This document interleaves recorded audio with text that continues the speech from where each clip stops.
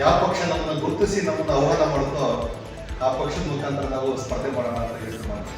2023ರ ವಿಧಾನಸಭಾ ಚುನಾವಣೆಗೆ ಮಧುಗಿರಿ ವಿಧಾನಸಭಾ ಕ್ಷೇತ್ರದಿಂದ ಸ್ಪರ್ಧಿಸುವುದಾಗಿ ಸಮಾಜ ಸೇವಕ ಮಧು ತಿಳಿಸಿದ್ದಾರೆ. ತಮ್ಮ ಕಚೇರಿಯಲ್ಲಿ ಕರೆದ ಸುದ್ದಿಗೋಷ್ಠಿಯಲ್ಲಿ ಈ ಬಗ್ಗೆ ಮಾಹಿತಿ ನೀಡಿದ ಅವರು ಮುಂದಿನ ಚುನಾವಣೆಯಲ್ಲಿ ಸ್ಪರ್ಧಿಸುವುದಾಗಿ ತಿಳಿಸಿದರು.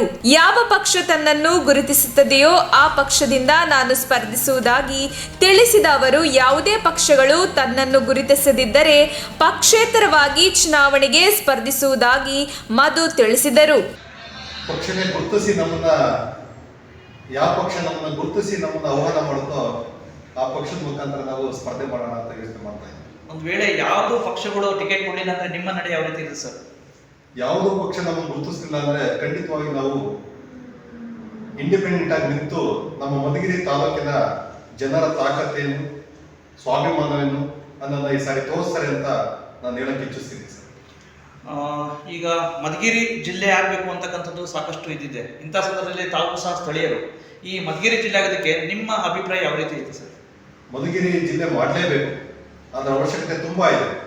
ಯಾಕಂದರೆ ಇವತ್ತು ಈ ಕಡೆ ಪಾವಗಡ, ಕೊರಟಗೆರೆ, ಸಿರಾ, ಮಧುಗಿರಿ ಇದಕ್ಕೆ ಕೇಂದ್ರ ಬಿಂದುವಾಗಿರ್ತಕ್ಕಂಥ ಮಧುಗಿರಿನೇ.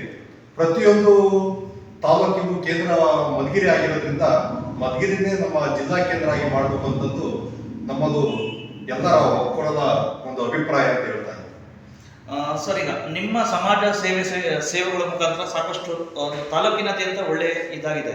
ಇಂಥ ಸಂದರ್ಭದಲ್ಲಿ ನಿಮ್ಮ ಸಮಾಜ ಸೇವೆಯ ಕಾರ್ಯಗಳು 2023 ಚುನಾವಣೆಗೆ ಯಾವ ರೀತಿ ಅನುಕೂಲವಾಗಲಿವೆ?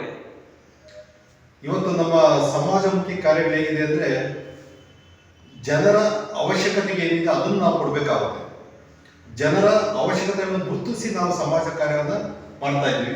ಅದರಿಂದ ಮುಂದಿನ ದಿನಗಳಲ್ಲಿ ನಮ್ಮ ಕಾರ್ಯಗಳು ಪ್ರತಿಯೊಬ್ಬರು ಮಾದರಿಯಾಗಿರಬೇಕು ಅನ್ನೋ ರೀತಿಯಲ್ಲಿ ನಾವು ನಮ್ಮ ಕಾರ್ಯಗಳನ್ನು ಮಾಡ್ತಾ ಇದ್ದೀವಿ.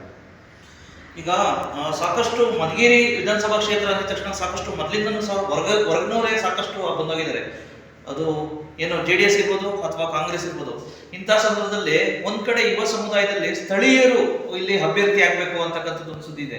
ತಾವು ಸಹ ಸ್ಥಳೀಯರು, ಈಗ ಸಾಕಷ್ಟು ಜನ ಅಭಿವೃದ್ಧಿ ಮಾಡೋಗಿದ್ದಾರೆ ಅಂತ ಹೇಳ್ಬಿಟ್ಟು ಅವ್ರದೇ ಆದ ಅಭಿಮಾನಿ ಬಳಗ ಸಾಕಷ್ಟು ಸೃಷ್ಟಿಯಾಗಿದೆ. ಅವ್ರಿಗೆಲ್ಲ ಏನ್ ಹೇಳಿ ಬಯಸ್ತೀರಾ? ಇವತ್ತು ನಮ್ಮ ಜನ ಆಲ್ರೆಡಿ ನೋಡ್ಬಿಟ್ಟಿದ್ದಾರೆ ಯಾರ್ಯಾರು ಏನೇನು ಅಭಿವೃದ್ಧಿ ಮಾಡಿದ್ದಾರೆ ಅಂತ. ಯಾರ್ಯಾರು ಕೇವಲ ಅಧಿಕಾರ ಹಣಕ್ಕೋಸ್ಕರ ಬರ್ತಿದ್ದಾರೆ ಅಂತ ಗೊತ್ತಿದೆ. ಅದರಿಂದ ಇವತ್ತು ಜನ ತೀರ್ಮಾನ ಮಾಡಿದರೆ ನಮ್ಮ ಮಧುಗಿರಿ ತಾಲೂಕಿನ ಲೋಕಲ್ ಅಭ್ಯರ್ಥಿ ಆದರೆ ಖಂಡಿತವಾಗಿ ನಮ್ಮ ಮಧುಗಿರಿ ತಾಲೂಕಿನ ಅಭಿವೃದ್ಧಿ ಆಗುತ್ತೆ ಅನ್ನೋ ಒಂದು ಮುಖ್ಯ ಉದ್ದೇಶ ಇಟ್ಕೊಂಡಿದ್ದಾರೆ.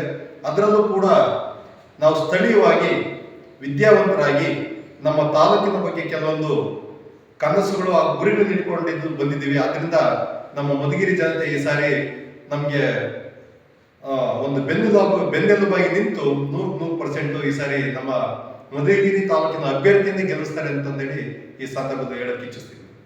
ಒಟ್ಟಾರೆ ನೀವು ಸ್ಪರ್ಧೆ ಮಾಡೋದು ಖಚಿತ 2023ಕ್ಕೆ? ಸ್ಪರ್ಧೆ ಅಂತೂ ಖಚಿತ.